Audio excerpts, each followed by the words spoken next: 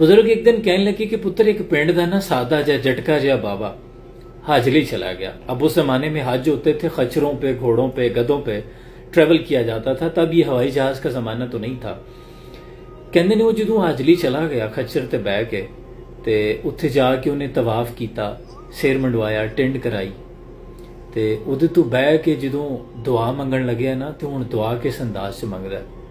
वो कहंदा मालका ਜਦੋਂ ਸਾਡੇ ਇਲਾਕੇ ਦੇ ਵਿੱਚ ਚੋਰ ਫੜਿਆ ਜਾਂਦਾ ਹੈ ਨਾ ਤੇ ਉਹਦਾ ਸਿਰ ਮੰਡਵਾ ਕੇ ਤੇ ਖੱਚਰ ਤੇ ਬਿਠਾ ਕੇ ਮੂੰਹ ਕਾਲਾ ਕਰਕੇ ਤੇ ਉਹਨੂੰ ਪਿੰਡ ਦੇ ਚੱਕਰ ਲਵਾਏ ਜਾਂਦੇ ਨੇ, ਫਿਰ ਮਾਫ ਕਰਦੇ ਨੇ।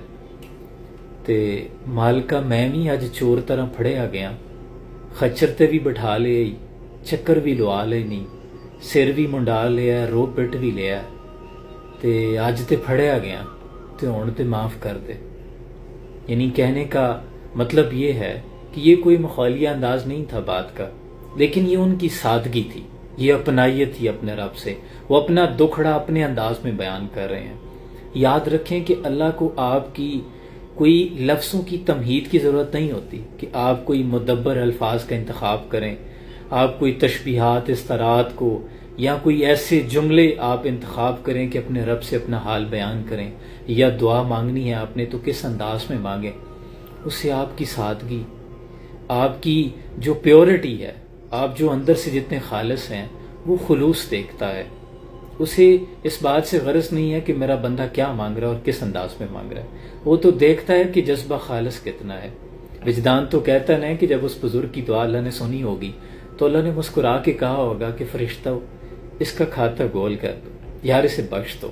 वो तो इस कदर गफूर रहीम है कि वो कुरान में कहता है कुल या इबादी अल्लज़ीना असरफू अला अनफुसिहिम, है मेरे बंदो वो जो खुद पे ज्यादतियां कर बैठो, एक नहीं ज्यादतियां कर बैठो, जमा का सीगा है लेकिन एक ना करना। ला तक़नतु मिन रहमतिल्लाह, मेरी रहमत से ना उम्मीद ना होना। क्यों? इन अल्लाह यग़फ़िरु ज़ुनूब जमीआ, अल्लाह तुम्हारे सारे गुनाह बख्श देगा।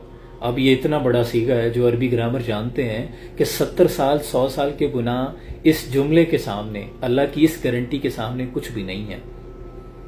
और क्यों ना बख्शेगा, वो गफूर रहीम है। दुनिया में भी कोई अच्छा इंसान हो, आप उसके पास जाके कहें ना मुझे माफ़ कर दे, मुझसे गलती हो गई है, तो वो कहेगा चलो नेक्स्ट ना करना, बी केयरफुल नेक्स्ट टाइम।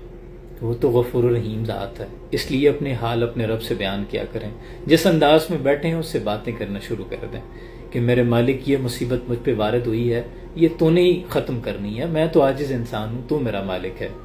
सलाम पहुँचे।